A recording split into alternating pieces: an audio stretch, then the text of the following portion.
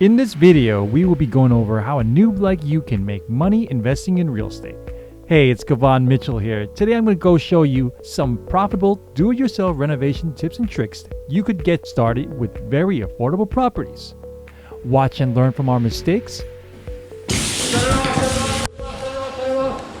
And in the end of this project, learn why it was very much worth the pain, sweat, and tears. You can see in our before and after pictures how we were able to turn the most ugly house on the block to this stunning work of art in just under 2 months. Hey, if you stick around till the end, I'll offer you a bonus of how much this property cost us and how much we expect to earn renting it on Airbnb. So make sure to stick around. Also, if you are new to this channel, now is the time to click that subscribe button. I offer many side hustle videos that you cannot afford to miss. Now, we're gonna go back into the house where it all began. Let's get right into it. All right. I gotta turn the power on. All right, let's turn the power on. Let's go. Oh, the power is on. All right, so this room here is kitchen. This wall, we're gonna knock that baby down, open it up. These colors are nasty. We're gonna have to change that up. Look at that. We're gonna have to do some work. We're gonna have to remove all of that from there. Definitely gotta change the color in here. The countertops are in pretty decent shape.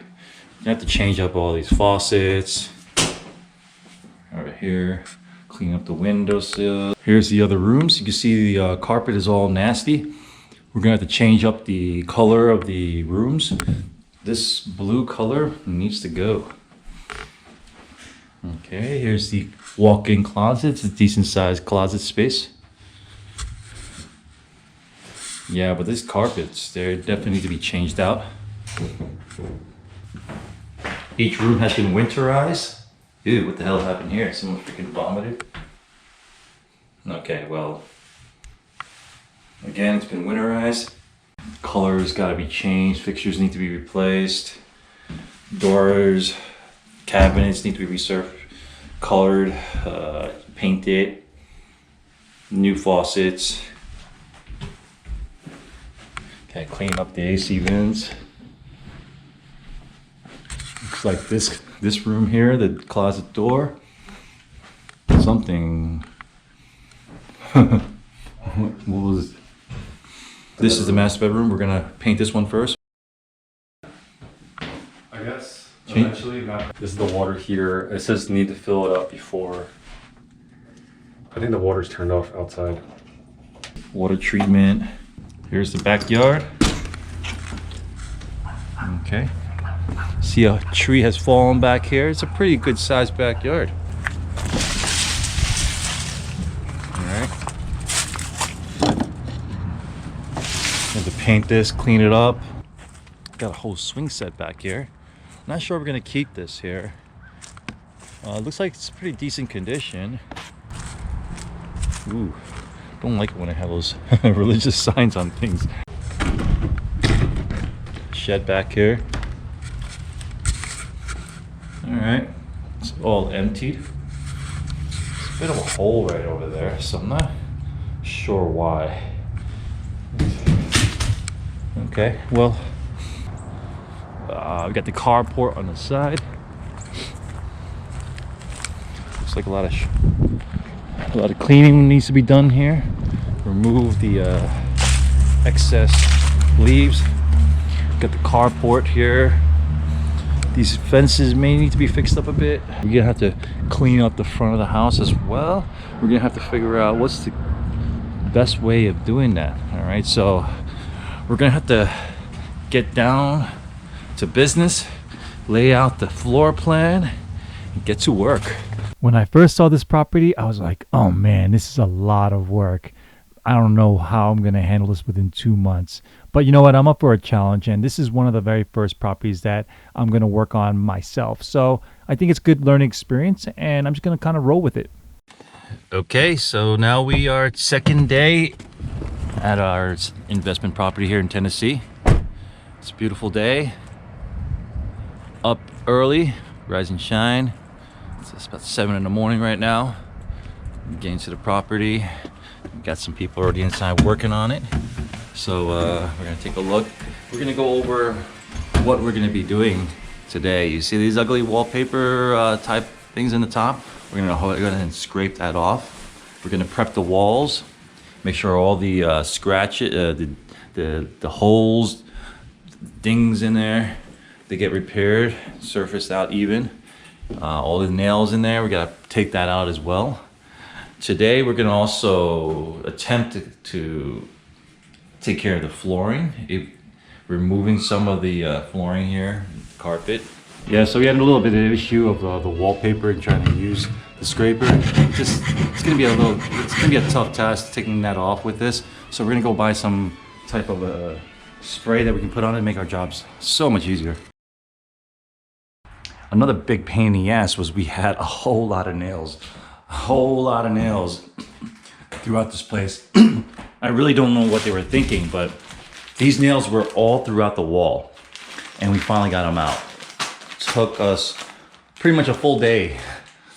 Two people just taking nails out of the wall. I don't know. I really don't know what they were thinking. They pretty much use nails as a solution for almost everything, it seems. The main thing what we're going to be doing is now filling all the little tiny holes throughout the walls, and we're going to start sanding them down after they dry.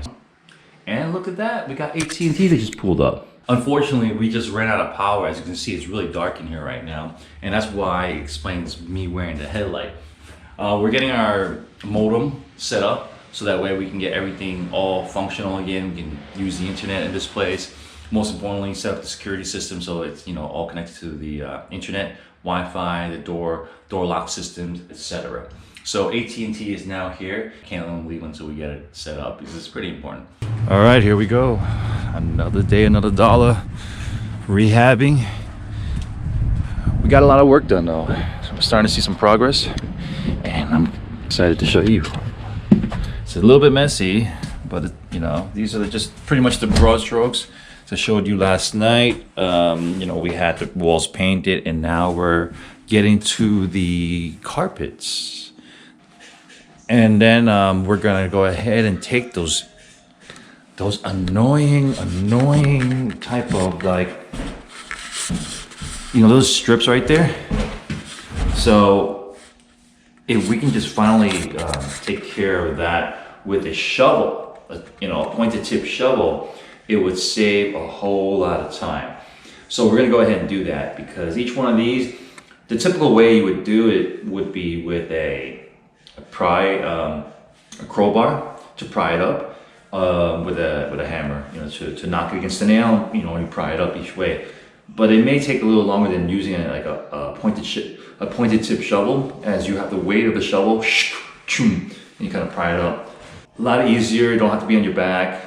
Right now I'm going to take care of some basic tasks, such as just sanding down the walls, putting some plaster on the walls. We're going to do that in all the rooms, and then all the carpet will be stripped out. And then we're going to start working on laying down the flooring in the bathroom. Shut it off! Shut it off! Wow. Exactly what we hope would not happen. So the first one that was leaking was on the right, and then it was leaking a bit, and I was like, okay, it's not bad. And then it went, psh, I'm like, oh fuck. Since we didn't feel like soldering pipes with a blowtorch, we went with this new product from SharkBite. Obviously, we didn't tighten it up good enough, causing its water pressure exploding out as you just saw. I was just worried at first that it wouldn't hold up, but fortunately we had no issues for the whole year. Next, we placed down the orange waterproof membrane before laying down the tile flooring. We went with this slightly more expensive marble tile flooring since the bathrooms are very important and there are less square footage, so it didn't really cost us that much. Each marble tile piece was about $3.50, and we only needed less than 70 square foot of it.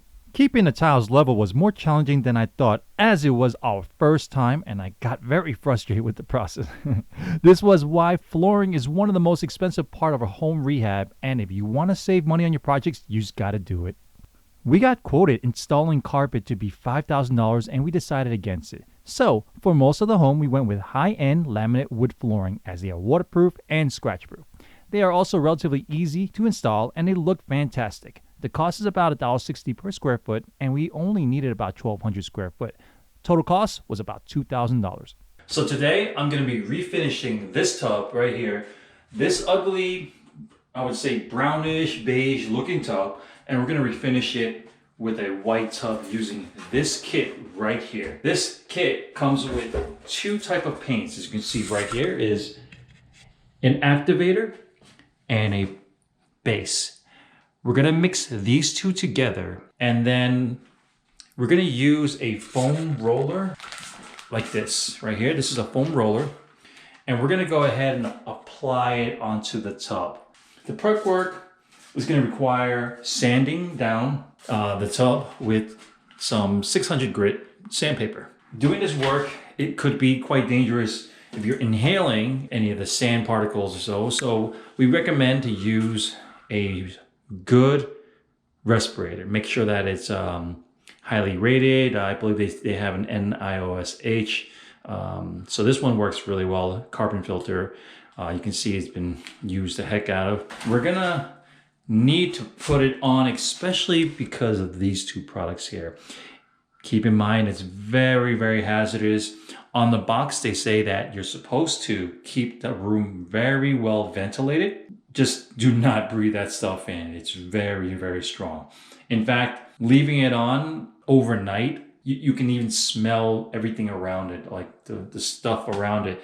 It just really soaks in, and even the walls, they soak in the smell. So you really don't want this in your lungs. So don't forget to keep your room very well ventilated.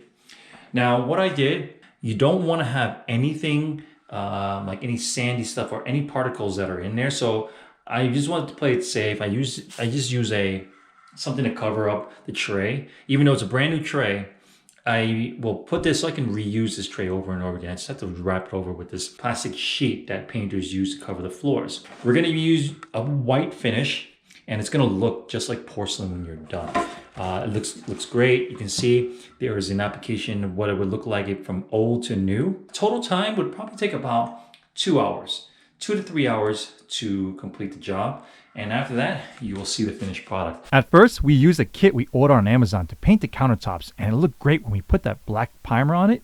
But when we started to blot on the peppery look as designed, we weren't digging it. So we ended up going with a white marble adhesive vinyl paper wrap, which looks great at a quick glance. For a rental property, we were okay with doing this. However, if you look at it carefully, you can see the edges of the seams of the wrap. It took a few moments to get the hang of it, as it constantly got bubbles inside as we were laying it on. After multiple attempts, we eventually got it. Each roll goes for about $20, and it was very inexpensive material that revived the look of our kitchen. We also went with a white tile backsplash to enhance the eye appeal of the kitchen, and it was super cheap to do it. The box only cost us $55, and we had plenty left over after.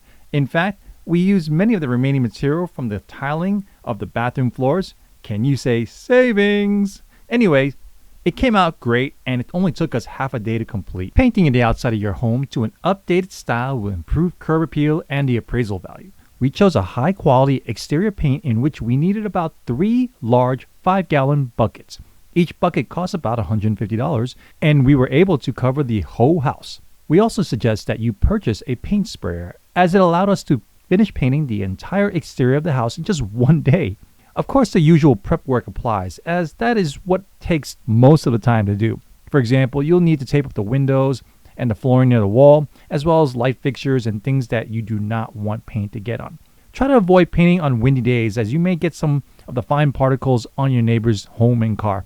Don't be rude. Karma will come back and get you.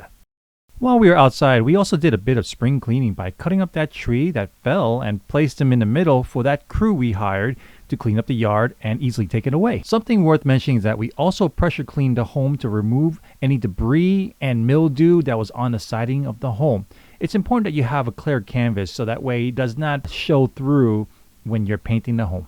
In the end, we added some final touches by painting the door and the window a dark blue to give the home some contrast. We also added some fresh bags of mulch in the front and called it a day. We went with a modern farmhouse theme for this project, and adding shiplap to the main wall of the living room was a very nice touch that added to the wow factor when walking in from the front door. The material for the wood was very inexpensive, and we just had to cut the shiplap to size in a staggered pattern. We painted the wood white with the same white paint we had remaining for our bathroom and kitchen, and I believe the material cost us less than $100. I'm sure this helped a lot when our appraiser came to look at the property, as we got the value we were very happy with. And now to our bonus. You've been waiting to see how much we purchased this for, which was $99,400. We purchased the property at a REO, which is the real estate owned from the bank, and our closing cost was $3,200 with an estimated repair of $12,400, bringing our total project cost to $115,000. We estimated an ARV of $127,000 with an estimated rehab time 2 months. We were fortunate to get it refinanced for under 3 months. Now, the down payment was only $14,910. Our original loan was for $84,490, and this was for a 30-year fixed loan for 5.25%. Our credit was over 800, so we had a pretty good rate. So that brought our monthly principal and interest to $466.56 only. When we got refinanced, our new loan amount was $101,600 for 20 years at an interest rate of 4.99%, bringing our monthly principal and interest to $669.95, making our total cash invested $13,107.99. We rent out our property on Airbnb, and as you can see, we average about $100 a night, and we are pretty much fully occupied most of the months. And now to sum it up, our total mortgage and insurance is about $670, with our average utilities about $200, making our total costs around $870 a month. Now, our monthly revenue on Airbnb ranges between $2,600 to $3,100 a month, bringing our monthly average profit to $1,730 to $2,230 a month. Now, I don't know how many type of real estate projects you can find that can earn this much per month. If we continue at this rate, our property would be probably paid for within 4 to 5 years.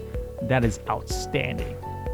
Let's not forget about the appreciation the property will probably have every year. We're estimating about a $10,000 to $15,000 per year appreciation. Something that is very important that I need to take a brief moment to discuss is how we invest in real estate. We use the BRRRR strategy, most commonly used in commercial real estate to invest. What is the BRRRR strategy, Cavan? Well, it's buy, rehab, rent, refinance, repeat. That's the BRRRR strategy. It's that simple. We identify properties that are significantly undervalued and rehab them with a budget that does not exceed 75% of the ARV, which is after rehab value. Anyways, the point is, when an appraiser comes, they will value the property at the current market rates. This is important because we want to be able to refinance 80% of our loan so that we can recoup most of our initial startup capital, so that we can repeat with the same money over and over again. That is the beauty of the BRRRR strategy. I'll go more in depth of this BRRRR strategy in another video, so make sure you hit that notification bell now, because that video would be jam-packed with gems that will open your eyes to real estate investing, especially if you are new to it. What do you think about our rehab? Let us know in the comments below. Thanks again for watching our video. This is Cavan Mitchell, and I'll see you in the next video.